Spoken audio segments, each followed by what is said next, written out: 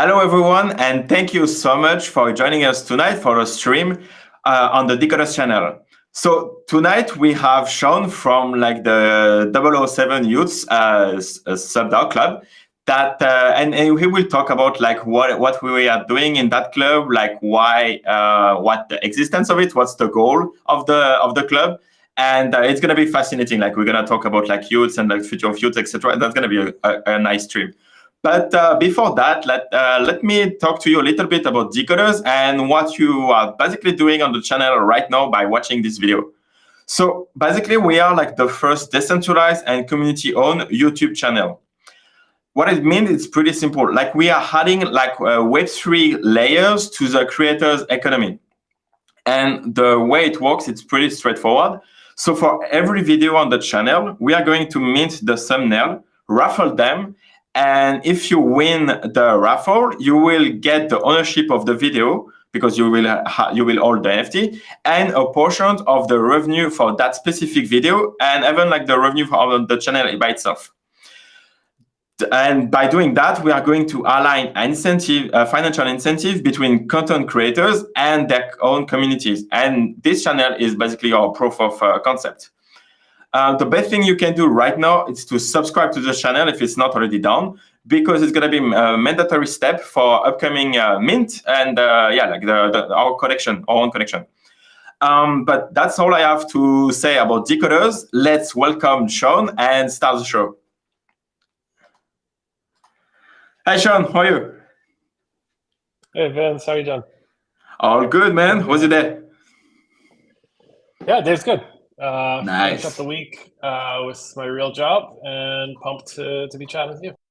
So. Nice. Yeah. Thank you so much for accepting my invitation. Like, I'm really glad that we can talk about like the 007 club, which is like, yeah, you are the big boss, right? I suppose so. Yeah, I don't know if I would say it that way, but yeah. I will say it for you, man. I will say it for you. Okay. Just like for everyone, like before we start, like for everyone watching like the show on YouTube, you will find like the Discord, Discord, and join it, because if you hold the youths, you will have access to the youth channel, and we are giving like we are having like a little dust giveaway, and everyone wants dust. So yeah, join the Discord, wait for Matrika to give you the youth role, go to the youth channel, and you will have a chance to win some dust. That's all I have to say, and now we can talk about you, man. Nice.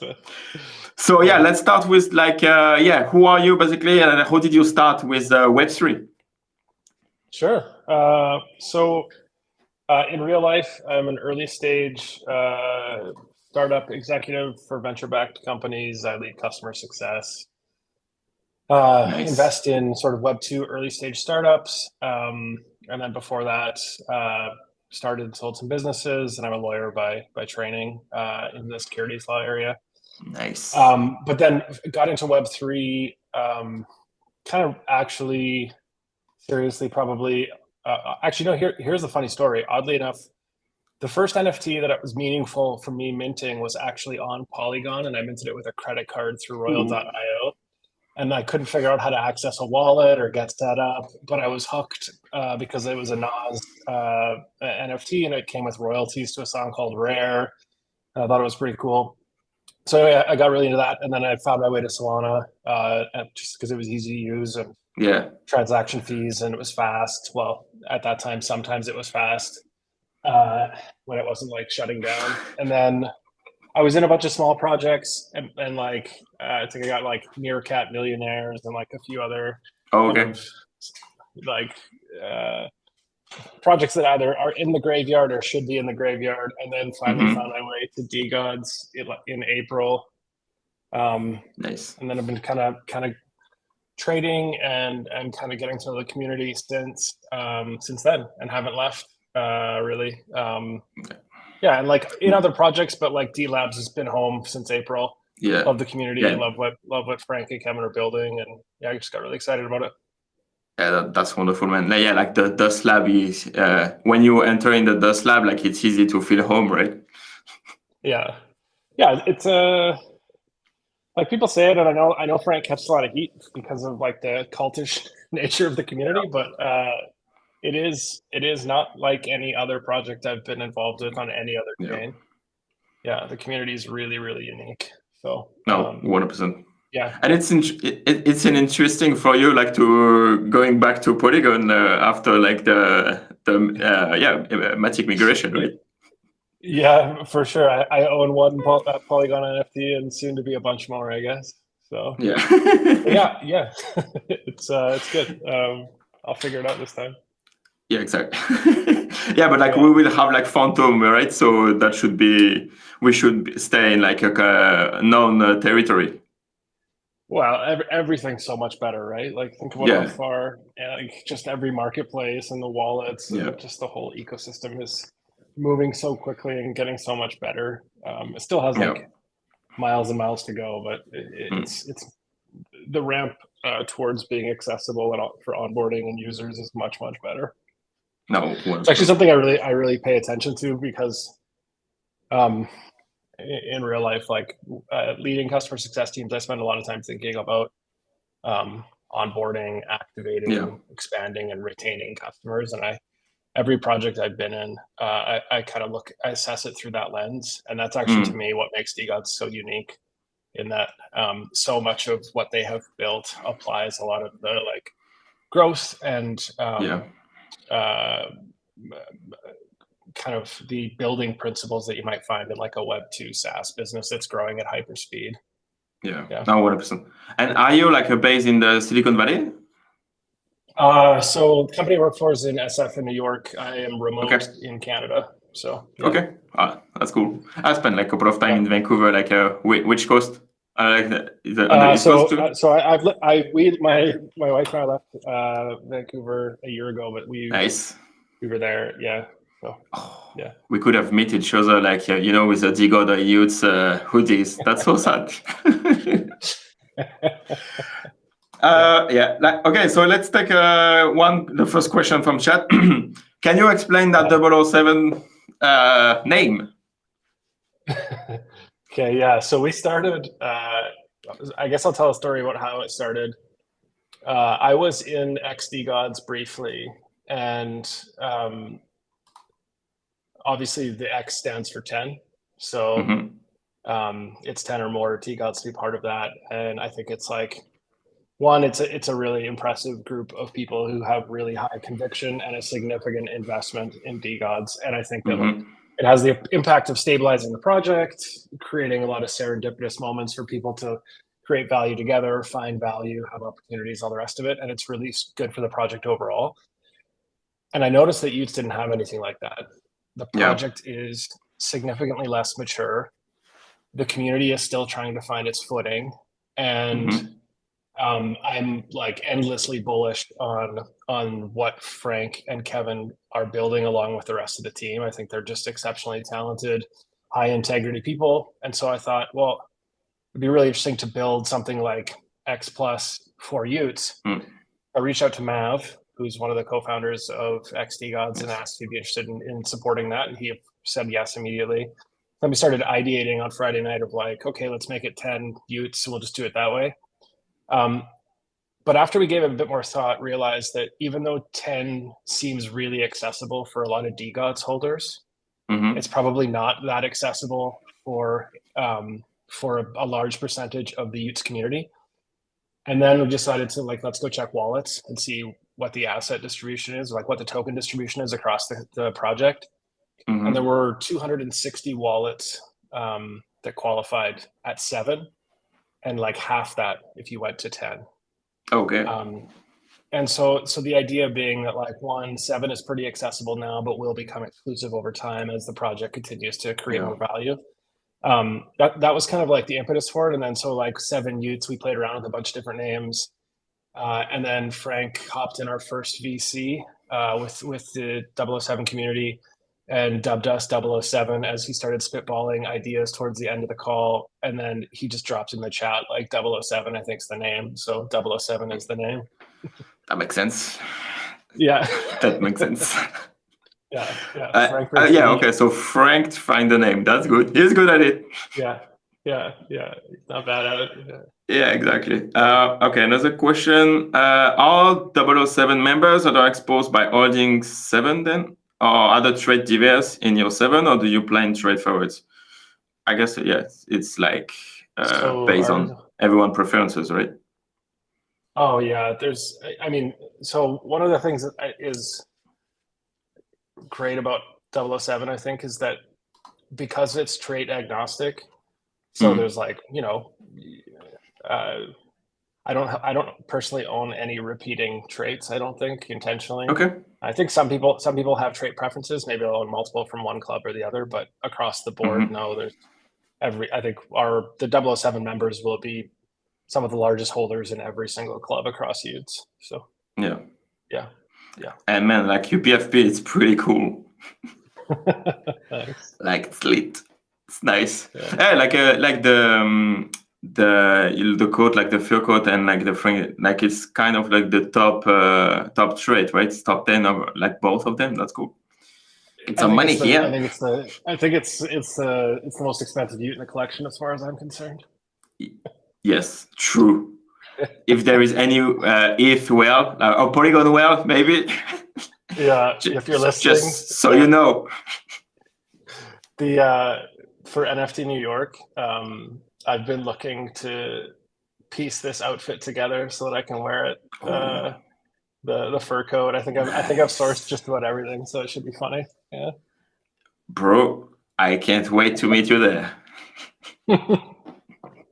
Are you going to have like the hotel? Did you book the hotel? Yeah. I got as soon as they dropped the link or whatever, I was mashing buttons, just making sure I got a room. Yeah. Yes. Yeah. Just I'm super pumped. Yeah. Nice. Yeah, man. Like this experience with like memories for sure. And are you going to NFT Paris? Yes, I'm also going to NFT Paris. Like okay, so every time there is like a DeGods party, I think I'm gonna do them. Yeah. So and like last year, I faded like the NFT NYC, not twice. Yeah. That's not happening twice, man. Same here. As soon as it happened, I was like, why did I not go? It looks so much fun. Yeah, exactly. Yeah, like the crypto Twitter get full of like pictures and like the yacht party, etc. So man, I should be there. What the fuck? Yeah. So I guess that's cool. Like I guess we're gonna meet each other like in New York. That's nice. That's exciting. That's awesome. Yeah, pumped. And like, okay, so let's get back a little bit on Utes. Like, what's your vision on Utes in terms of like Dust Lab asset? Do you think it's like because you have like, for example, if you take like a Yuga collection, you have the mutant and like the bored ape, which like and you can see it like with like the games that they release, that the pass, like you have tiers of pass. So you have like if you have the combo, you have like of mutant plus ape, like you have the higher pass. So you have like this like not double class citizen, but like the subcategory, like sub collection, like babies collection. Do you think like Utes is like identity is like strong enough like to make like the collection, or like it's a baby, still a baby collection of DeGods? It's a good question. I've thought a lot about this. I think someone tweeted yesterday or today even. This is what I'll say first. So I think when Utes was still duppies and like we were thinking about like what this could become, I remember thinking there's never been a project that has had any success with their second project being anywhere close in terms of like it's always the little brother or little sister project, and whether it's like Doodles or Degen Apes or like there's just no examples. Bored Ape, I can't think of a single project that has been able to break out.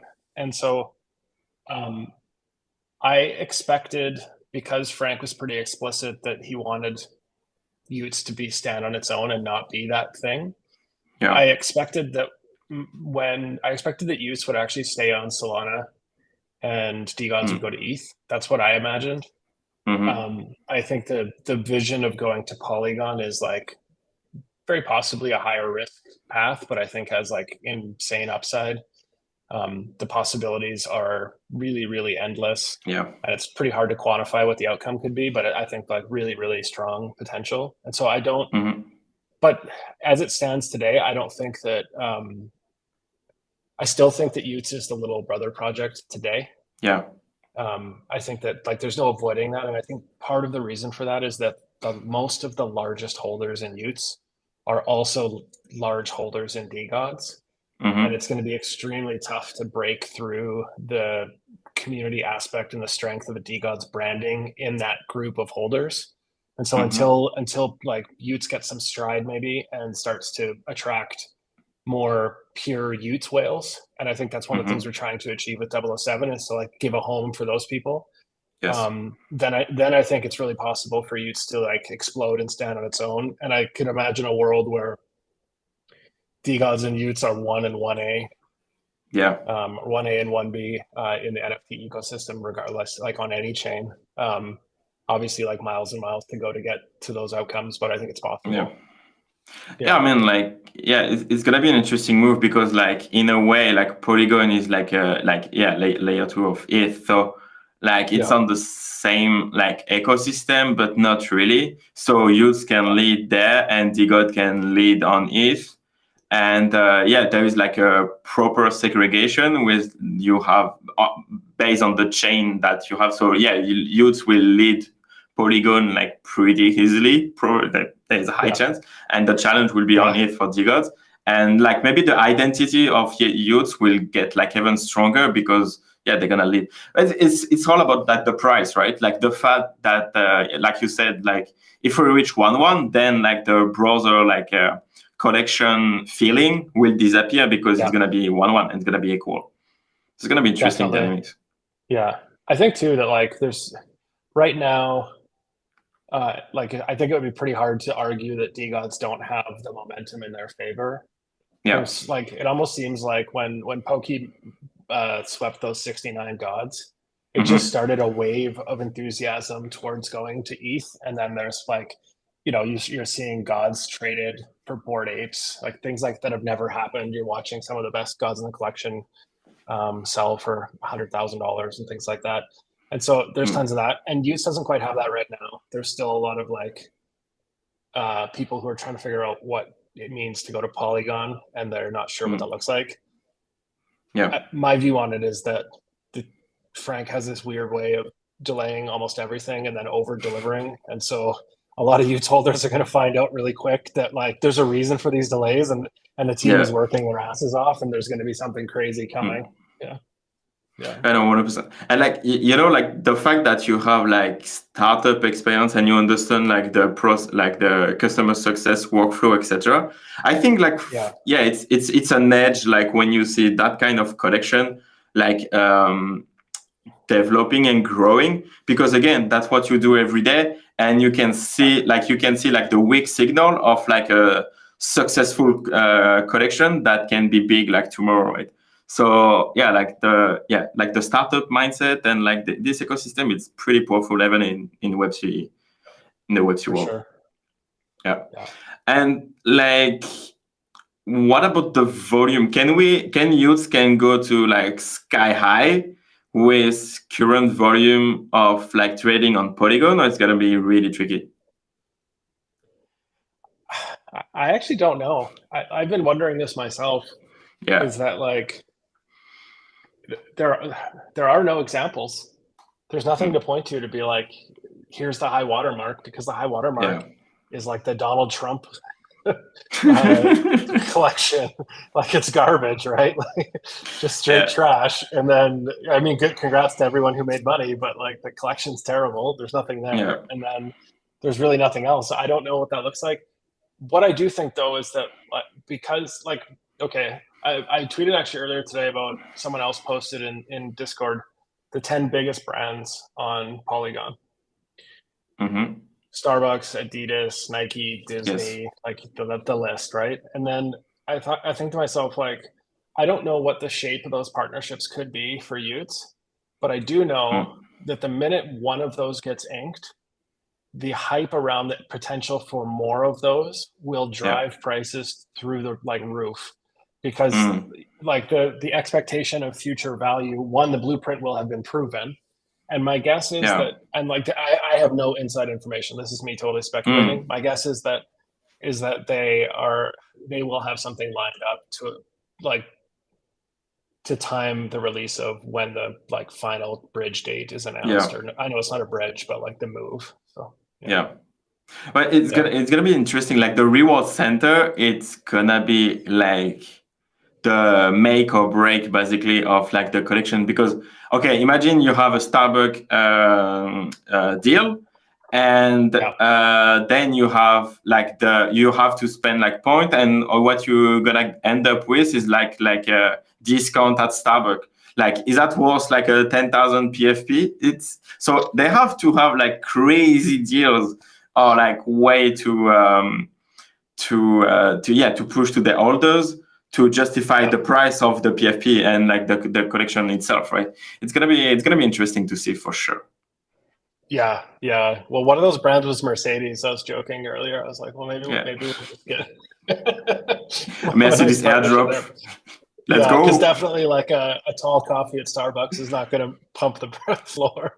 Yeah, exactly. But man, if they can fractionalize a Mercedes, like, okay, you get 10%, you get like the right wheel, I get the left wheel, and then we all drive together like to NFT NYC in the like a huge Mercedes. That's gonna be cool, man. Do you remember like 8 or 9 months ago on ETH they blew up a car and took pictures of it and they put it on chain? Those things got expensive for a bit there. They were like, if I remember right, like 3 or 4 ETH, and you were getting like just kind of say maybe that was a top signal. I don't know. Yeah, no kidding. And now the meta is like to inscribe it on Bitcoin, right? So if it happens again, that's going to be on Bitcoin. It'll be a low inscription number. Yeah, exactly. and okay, so let's come back a bit on like the 007 club. Like, what are like the benefits of like getting into that small cycle of holders? So I think like the true statement is that a lot of it is aspirational still, because we've just started. Like I think 007 now is barely 3 weeks old. I think this is actually 3 weeks today. So it was an idea 3 weeks ago on a Friday or something like that. And we currently have just under 160 members. So it kind of exploded in terms of member growth. More than half the eligible wallets to join the club are in, which is great.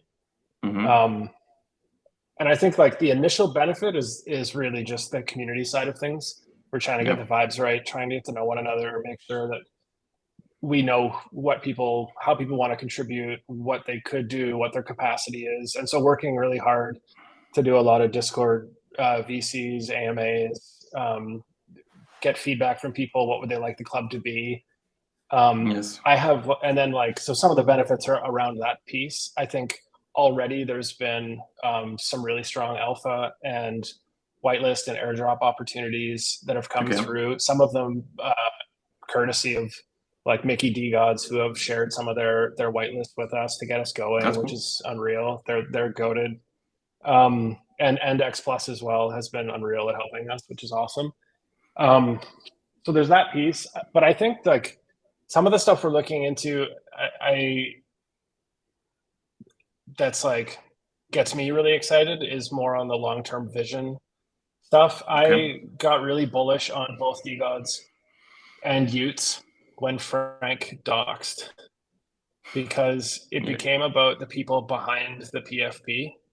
And I think that the DeGods community has attracted some of the most unique, interesting, and talented people from all over the globe who share a similar worldview of like building shit, disrupting shit, and just kind of having fun along the way.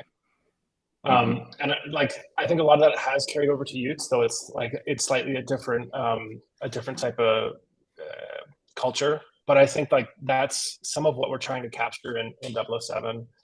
And then from that, I think like there's endless possibilities, whether it's syndicate investing opportunities as a group, Yes. or IRL events, or partnerships, or kind of upskilling and learning more about the space. I think we've got some really interesting stuff coming with speakers who are coming in from the Polygon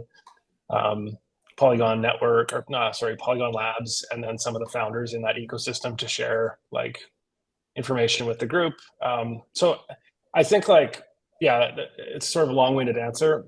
There's lots of like direct value in just being part of this group.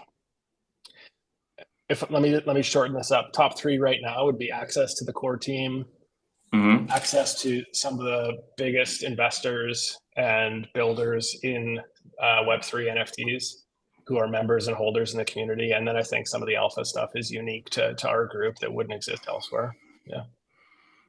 No, and that's why I like those like closed group, like clubs, basically, that like are providing a new set of values and like a new like almost another culture like in the sub community, right? And that's pretty cool. Yeah. And like to be like in the X Plus and like 007 and other like other collection Wells group, like ABC or even like the Valhalla for Blocksmith.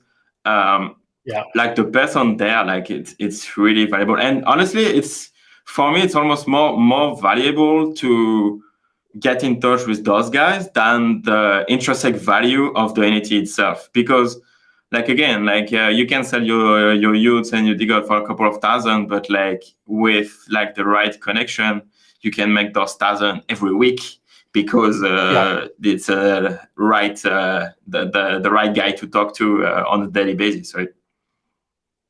Yeah, funny, like the Soul Casino mint that's coming up. Yeah, so like those whitelists, or people are going crazy for that stuff, and like that's an example of something we were able to get, and the Oogie stuff, and I think I think it'll just keep getting more and more valuable at this stage, though, because we're so early. It's critical that we just get the vibes right and people know each other, and then we can move faster together as a group when we decide like what the grander vision is and how people want to contribute. It's fascinating. Like, but I mean, one more thing to add is obviously you're a member of 007, so it's access to people like yourself who are right. Like no, I'm being genuine though. It's like there's some pretty talented, incredible people in the community, and this is like one of the so. But like the tricky part is like for me, like I don't spend enough time in 007. Like I need to spend more hours on the server because time is getting thin, like with like creating content and stuff and spending on Discord, etc. But like having again like this group like with different cultures and identity, like it's fascinating. Like the whole experiment, it's crazy. It's cool. Okay. Question from Ryan in the chat. What do you think about the experiment of Fields has with no rarity on trade for tubes burn and reveal? So there is with no rarity trade for sure. So before like 007, I have been a pretty active trader in DeGods. I think I've owned something like 175 DeGods over the past 10 months. Yeah, I've done a lot of trades. Like something like I'm not exaggerating. I think that might be low. So and obviously rarity is a big part of trading and like valuing. As much as people say it isn't or it is or whatever, it does contribute to like how you think about the asset. So taking that away, it's interesting in the Utes ecosystem. One thing I love about it is I think in theory, the idea was you wouldn't see the floor packed with like quote unquote floors. But it actually hasn't solved that problem because you still see the floor jammed with the same trades over and over, which I guess it is what it is. You still have to figure out a way to solve that problem. I like it personally though. Like my personal collection is all Utes that I aesthetically like. Like there are some nicer traits, I suppose, based off the leaderboard. But ultimately, I think the collection is more about what you vibe with and what your aesthetic is. So I'm a fan. I think over time too that ultimately the art will speak differently to different people, and it just makes it more interesting to me in terms of how people choose their PFP versus maybe just going for ones. But the other one, I think one problem it did solve, which is really great, is that it got rid of mid rares. Like mid rares are just such a problem. So it didn't solve the floor issue, but it did solve the mid rare problem. Yeah. Oh, that's true. And like the fact that like if we talk about like the art for a minute, like you can see almost like the learning curve of like the art team from like the first version of the DeGod, then like the DeGod, and even the youths, which is like we can talk about that, but like probably like a better art like than the DeGod. Like if you are into like the simplicity and like the color scheme and like the palette, etc. So I can't wait for season 3 art first. But like, and the fact that what matters is like the high aesthetic of like the whole NFT by itself, and not just because you have like just the skin, like the, I don't know, like the radioactive skin, but like with the fucking like arrows in the back. Like the high aesthetic of like the whole the whole PFP makes the value, and it makes sense for NFT because we are all judging art first, right? So it's like, again, they killed it. Nice execution. I think you're 100% right. The art is objectively better for youths. Yeah, it's cleaner. The color palette is more attractive. It's more consistent. I will say though that the top end of the DeGods collection is unmatched in terms of like how striking it is. But I think consistently across the Utes collection, it's a better collection to look at. Yeah, like you have a little bit more details on the DeGod collection, which is like can be like, you know, and like when we had the reveal and like the upgrade of the DeGod, like people were like zooming into like the SVG version, like to see all of the details and discovering like cool stuff. You don't have that, or at least less, with the youth collection, but it's just another vibe and like another, again, execution of like the art, but it's like both are pristine anyway. Yeah, I agree. Yeah. So how many DeGods do you have left from like the stack that you had before? So I didn't own 175 at one time. I have owned at over the, I've done 175 trades. I had 10 at one point. I have sold all of them. So I'm in the midst of trying to buy one back actually tonight. So I was in the middle of executing a trade before this started, and I will complete the trade after this. Nice. And like what's your youths bag? I've got 10 youths right now. Nice. Okay. Yeah. So here's the thing though. So when I got into NFTs, I missed like the first bull run. Okay. And I bought a good amount of my soul at $150, give or like somewhere in that range. And so and then I've got into a bunch of terrible projects like everyone does when they're first getting into NFTs. So when I found DeGods, I was buried. Yeah, of course. I mean, to be fair, there's a lot of DeGod holders who I've met who said that was their first mint ever in NFTs, which is the craziest thing. But so when I got into DeGods, I was buried. And then thankfully, it turned out to be the best hedge in crypto. And through all of that trading, I was able to dig myself out of a pretty large NFT hole, and then decided to take some profits and start 007. So, yeah. Ah, that's cool. So you take profit. So you know how to take profit. That's nice. I didn't until last month. I figured it out last month. Oh, okay.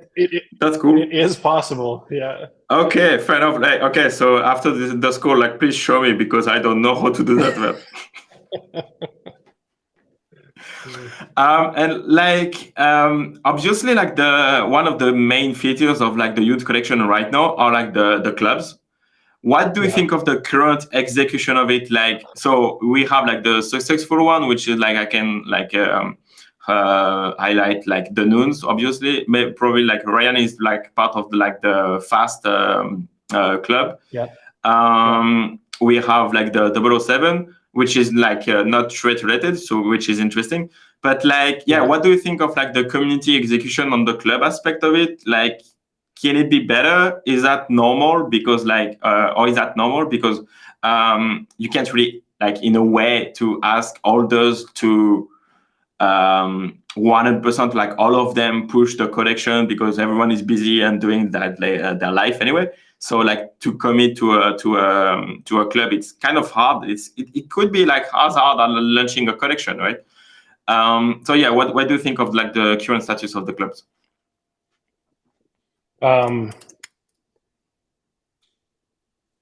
It's a good question. So I think that there's a ton of potential. Mm-hmm. The thing that popped into my head as you were saying that is a quote. I don't know if you know or follow Charlie Munger and Warren Buffett, but like this famous quote: "Show me the incentive, and I'll show you the outcome." And I think there's actually some pretty serious incentive misalignment for the clubs. Mm-hmm. And I think that like you can see that. So there was a ton of enthusiasm initially. Yes. People were going like full out. They were so excited and they were trying to build everything all at once. They were trying to launch secondary collections. Too much, too fast. And then Christmas came and the announcement to Polygon took all the wind out of a lot of people's sails because they didn't know how to process it or like what it meant. Yeah. And rightfully so. It was probably maybe not timed as well as it could have been or what have you. So anyway, then I think that there's some clubs who are working really hard, building cool things, building community, adding a ton of value for their members. Some that are trying to figure it out, and there's like varying degrees. I am very bullish on 007 for different reasons. One, because it's not trait based. Yeah. It is there's a membership aspect that requires a certain financial investment, and like whether you know there's some exclusivity to that, and people like exclusive things. They like to be in elite clubs, and I think that like there's an opportunity for us to fill that void while supporting the rest of the ecosystem. But I do think that there's going to be some challenges with sustaining clubs. Some of them are like tactical and logistic. For example, if a club starts to dwindle or not do well and it's trait based, how do you replace it or like fix that? Does the team want to get involved? So I think there's like some simple operational stuff that was maybe overlooked. But then on the larger scale, back to the incentive misalignment piece, I think that a lot of people get into NFTs to just like fuck around and find out. And then they don't get into NFTs to like have a second job that doesn't make them any money directly. So they can't draw a straight line from A to B, B being money. It's hard. And I think building anything requires a lot of unsexy work where it's just you're kind of maybe getting indirect value. So there's that piece that I think will be challenging. Yeah, I mean, like that's sorry. Yeah, personally, I have so much patience for the team, and I think that they'll figure it out, and I think the community will figure it out. So like, I think it could be I think it could be way, way better in the same way that I thought like a lot of things in DeGods could have been way, way better, and then it just kept getting better and better because they just keep improving as a team, and the community learns and kind of builds culture around it. And I think that it's directionally going in the right way. So I'm happy with it. Yeah, like in a way, like the youth community, like that, which was mentioned by Kevin when I have him like on the show like a couple of weeks ago.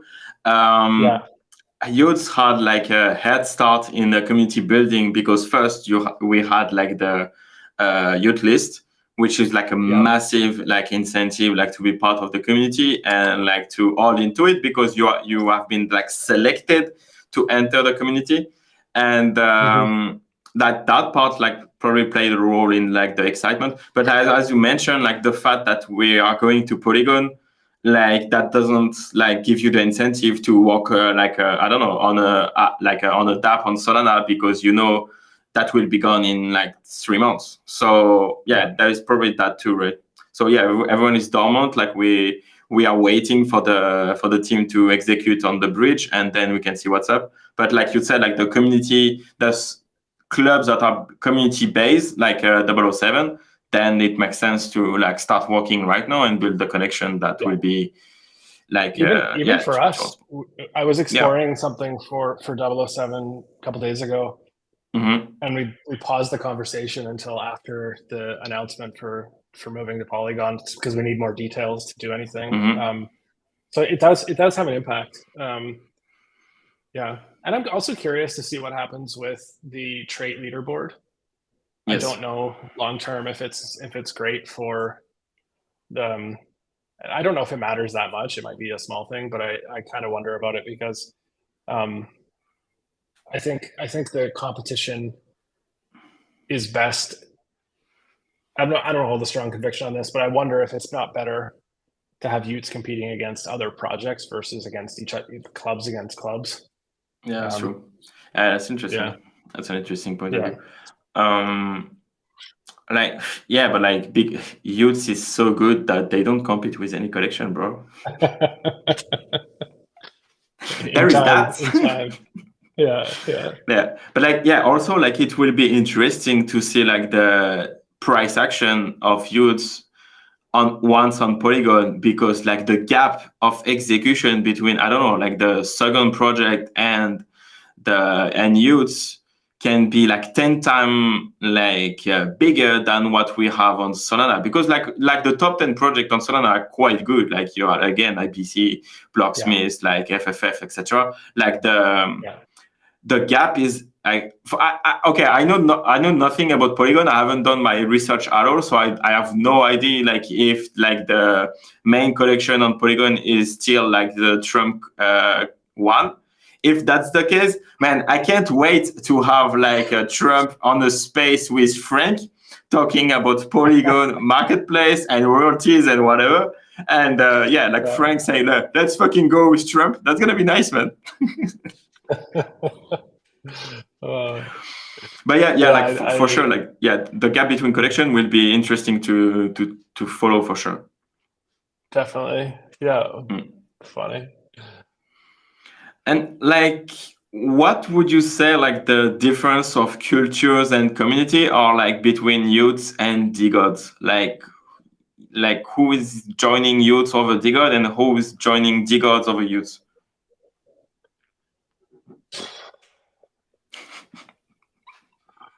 I don't know. I guess I think about it a little bit like the type of user persona. I mean, I think it would be silly not to acknowledge that some of the people joining Youth can't afford to join DeGods. Yeah, of course. So like it's their entry point to the D-Labs ecosystem, which is great. That's awesome. I love that it's accessible, and that's really cool. I do think there are some people, like we have some members of 007 who one in particular who sold his Bored Ape and just bought Utes. He bought a 1-of-1 Ute and a bunch of other Utes, and he's in 007 and he doesn't own any DeGods. There are other examples. There's another member of 007 who found out about, or he heard about the Polygon bridge on Christmas, and he's bought a Ute every single day since. He owns no DeGods. Jesus. And so like there are some real whales being cultivated and like coming into the ecosystem, which is crazy bullish. But on the culture side, like DeGods is Frank and Kevin have said this, but like DeGods is like the frat house, as much as people might not like that terminology. It's unreal. It's so much fun. Everyone's like at its best, everyone's having a great time, and it's a great place for everyone. At its worst, it's a cesspool in Discord. But that's just Discord. The people in the DeGods community are unreal. They're entrepreneurs, they're investors, they're parents, they're students. Like it's every type of person is in the community. It's tons of fun. And I think it's just more mature because like difficult times shared together bond you. And DeGods have been fudded so hard for so long by that they like galvanized very quickly, and then everyone's tried to tear them down or attack Frank, and they rally around Frank. And I just think that like there's a common voice in the community that's really interesting. And Utes is like I was saying, a lot less mature and hasn't found that footing quite yet. And I think like it's coming along. Yeah, and maybe I'm not seeing it as much as because of the clubs, actually, because everyone's kind of living in their club Discord versus like the main project Discord, or but on Twitter, the engagement from Utes community is unreal. Like the people are going hard and really like seem to be loving the content creation side of things. So I think they're different. The energy is for sure different. They're both unreal though. I don't know, 100%. Like it's too like a related family in a way, which is cool. It's a good feeling. And what would be like your vision of the success of like the 007 club in a way? I was talking with the council about this, about like what would be the blue sky scenario for this club. Mm-hmm. And I think that so here's some crazy ideas. So if D-Lab starts going towards Soho House, I want a private 007 room in all of the D houses. Like, there's a level of exclusivity. Yes, I'd like to put together use some of the platforms out there and make sure that the members of 007 have investment opportunities that aren't available to other people in the Polygon ecosystem, on the Solana ecosystem, on the ETH ecosystem. I'd like us to be able to do our own IRL events and partnerships subject to like the licensing ability of how this works. Nice. We have some really great people on that front. And like I'd like it to be something that people get so much value from that even as youth rise in value, they would prefer to stay in 007 versus not.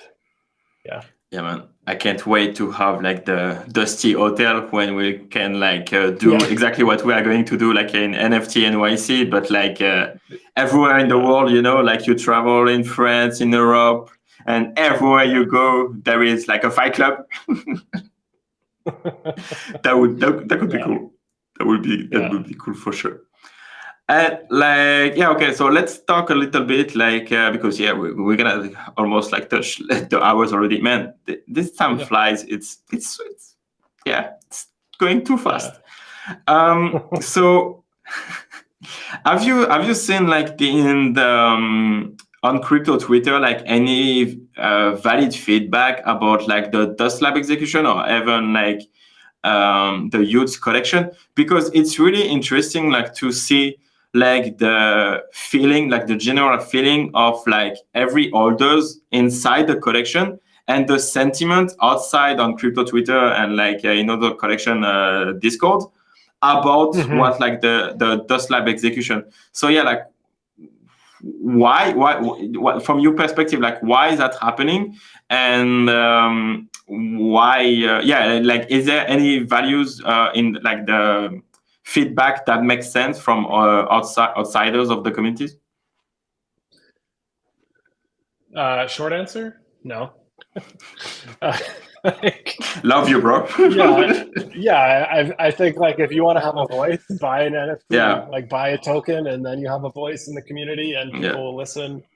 Otherwise, I just think more often than not, it's engagement farming. The fastest way to get engagement on crypto Twitter, if you're in Solana, is to shit on Frank, shit on DeGods, shit on Utes, and you will have a bunch of people kind of coming to that. But you'll also get engagement from DeGods and youth holders who start freaking out and defending, and it goes back and forth.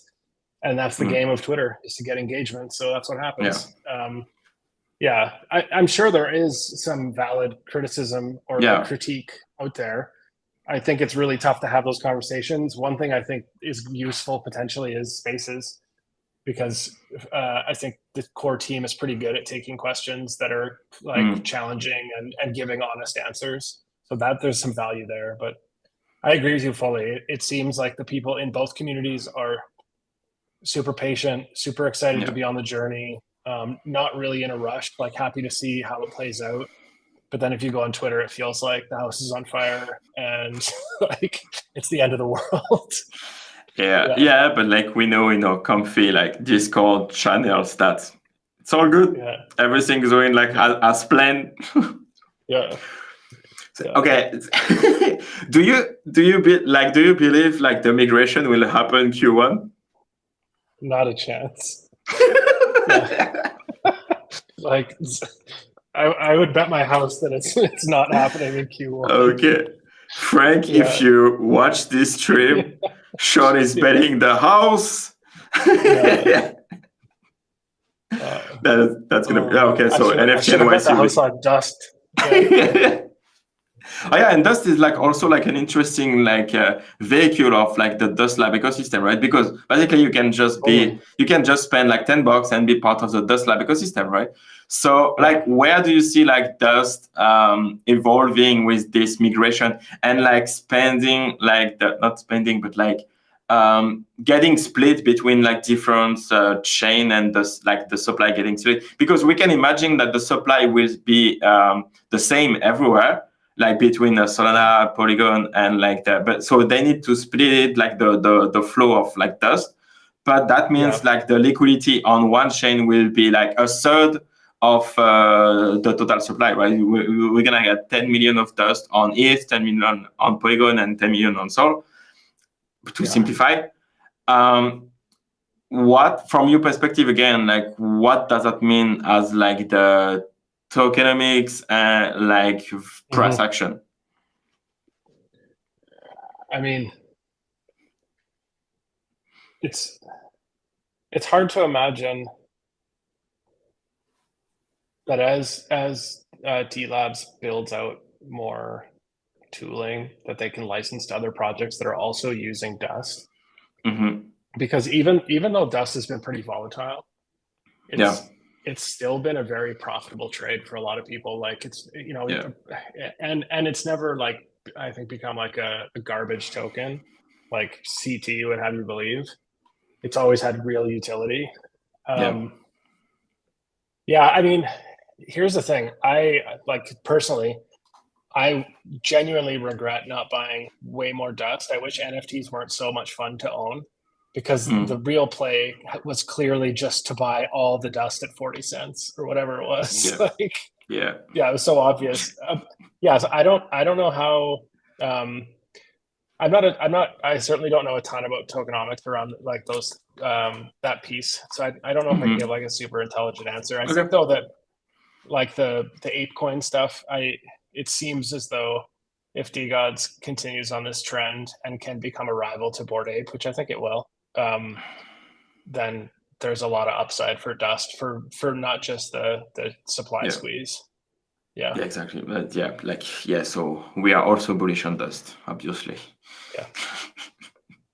That's an easy game, man. Like just be bullish on Dust Lab and that's it, man. Like it's easy.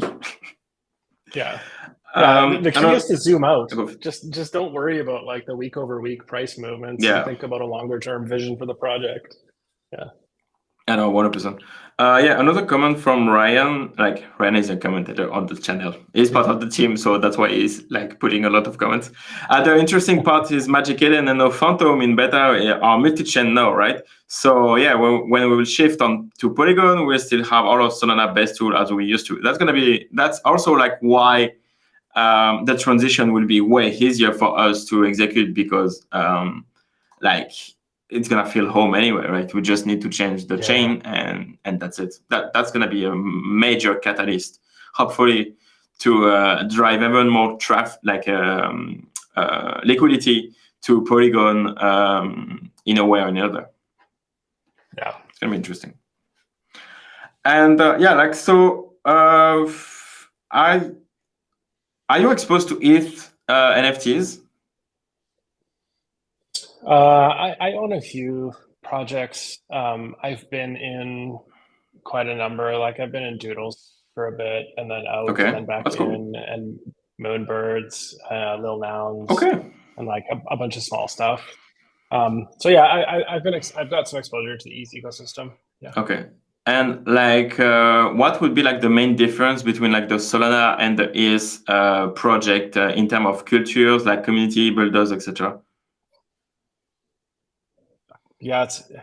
So in the projects I've been in, the difference, there's like rabid fans of Doodles and Burnt Toast and Kevin and Moonbirds and whatnot.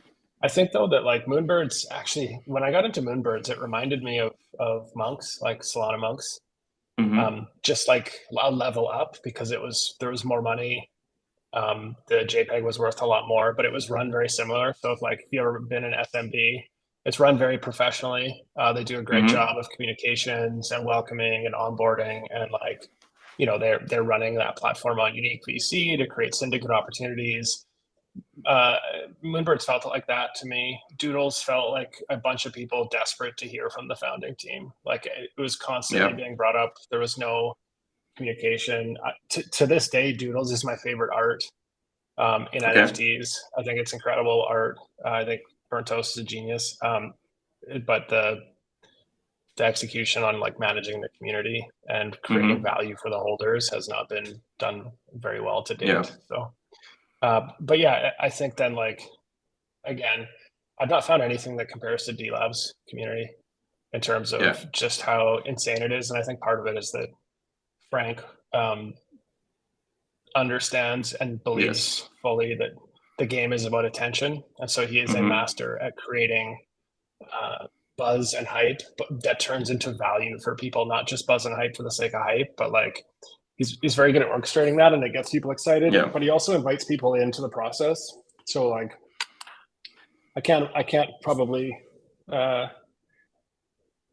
elevates the community. I can't imagine how many social followings, like social accounts on Twitter, have Frank to thank for their 10,000 or their 20,000 followers, because he retweets 100%. them and he likes them, and the main account retweets them and likes them. And so he has managed to turn all of his holders into massive accounts, giving the reach of the project. And like, I just think that vibe is really interesting and really engaging and makes people excited to be a part of it in a way that I didn't experience on ETH. And do you think we will be able to carry that community mindset and growth oriented like execution to ETH and even Polygon? Because if it could be different, right? This is where I think Utes have a big edge on on DeGods after Bridge, is that the transaction fee and speed on Polygon is still better. Like it's really fast and comparable. This is how I understand it to Solana. And ETH doesn't have the same like ease of trading and transacting. It's gotten much better, but and like you think about how important the BST channel is for DeGods in terms of creating vibes and like transactions and interesting conversations and relationships and friendships, all the rest of it. So I wonder how that will take shape on ETH. But in terms of, I think the DeGods community is going to be a very big surprise for the ETH ecosystem. That's gonna be interesting, like to start tweeting in the ETH crypto Twitter for sure. There'll definitely be a clash of cultures. Yeah, because like I if I understand well, like there's also like a lot of segregation between like the collection themselves, like they don't really mix up, and it's really like keep it like in a way. Like there is obviously like some you can hold like a Bored Ape and Azuki, etc. But like the feeling of like communities is way less like developed on ETH. And when you look at us on Solana, like again, like a couple of collections like behind high-end, like top market cap collection, and I feel like close to Blocksmith, like FFF, etc. Like all of those collections, while being a DeGod too. So this is gonna be interesting. Like this year will be really exciting for Dust Lab ecosystem for sure. Yeah. And like if we think against ourselves, like what would be like the Dust Lab weaknesses and like the possible fucked up for Utes and DeGod, do you think? I think I missed the first part of that. Oh, sorry. Like if we think against ourselves, like what would be like the weaknesses of Dust Lab, and where we can like basically fucked up and go into zero? There's lots of paths to zero. Yeah. I don't like there's maybe question. more paths to zero. Yeah, there is more paths to zero than 100 ETH, right? 100%. Yeah, there's a lot of paths to zero. It's a good question. I wonder. I don't know what the primary thing could be, but here's the first thing. If the bridge is fucked, if something goes wrong in the bridge, I think that will. So here's what I think is true for both projects. I believe that the price of DeGods is actually depressed right now, and similar for Utes, because I think the market has priced in the risk of this bridge going sideways. And if it goes smoothly, I would expect both projects to pop on their price because they will have executed something at scale that no one's ever done, which will give a lot of technical credibility to the team. But if it goes sideways, I think that will be a very big misstep. And I imagine the ETH community will just be super excited to shit on DeGods and this and Utes as well. And so that's the first thing that could go wrong. And then I think that there's tons of things to manage. As the project becomes more valuable and more notable, missteps can be more significant, like within the community or what have you. And so I just think that it's a really good thing for the community and for the project that Kevin has joined the team. He brings a level of maturity and experience to them on executing and operating. But they don't lose any of the ambition or vision that they have, which is awesome. Yeah, no, 100%. Yeah, the combo Frank Kevin is basically what gonna take DOS Lab to the next step for sure. And by definition, by cascading effect, make the 007 club maybe the best one on Polygon, man. I hope so. That's gonna be interesting. Yeah, it's gonna be interesting for sure. Yeah, man. I think we can wrap up the show starting from here. I still have 2 questions for you, before we say bye bye to everyone in the chat and watching this stream. So, what would be the question that you wish people ask you but they never do, during an interview like that or space? Interesting. I'll tell you what. This is my first stream. Okay. So questions that I don't get asked. I feel like I could answer this really easily for my real life job. Yeah. Next question. Next question. I don't honestly don't know. Yeah. No, that's an answer. I take it. It's all good. And okay. So who should I invite next on the show? And you can make the introduction. Yeah, for sure. Interesting. So, founder, I guess maybe. Yeah, it could be content creators, founders, NFT or so NFT project founders. Have you had Pablo on? No, I was he tweeted about the show about the one with Kevin and and on the channel. Yeah. I tried to reply to him. He didn't reply back. So yeah, if you can make the introduction to Pablo, I will take it. I'll DM him and see if I can make an intro for you. I think he'd Thank be you so much. Yeah. That's gonna be a great show. He's incredible. I think he's so talented, and I think that Cats has a bright future. So it'd be awesome to see him on the show. Yeah. That's if we can make that happen, that would be lovely, man. I love this question because that's completely for me, but it's cool. Yeah. That's awesome. Cool. Yeah, this has been a lot of fun. Yeah, thank you so much, Shawn. That was a great live. I hope you like it as much as I did, to hosting it and having you on the show. Thank you so much, everyone on the channel that watching the show in streaming and also the VOD. Don't forget on Decod3rs Discord, we still have the Dust giveaway. So just enter the Discord, wait for Matrika to validate your role, and you can go to the YouTube channel to enter the giveaway there. Follow Shawn. You will find his Twitter account and in the description. I didn't follow Shawn before the show, and I'm sorry about that, bro. Also, make sure you follow the 007 clubs on YouTube.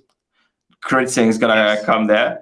Sorry. Do you have anything you want to say? Any announcement? Any alpha you want to drop, or any last words? No alpha that I can drop yet. Okay. No, nothing. Thanks for having me on. This is a lot of fun. I enjoyed this. Thank you. I'm very bullish on this, what you're building. So. Thank you so much. I really appreciate you. Thank you so much. Subscribe to the channel, and I will see you in the next live. Bye-bye, everyone.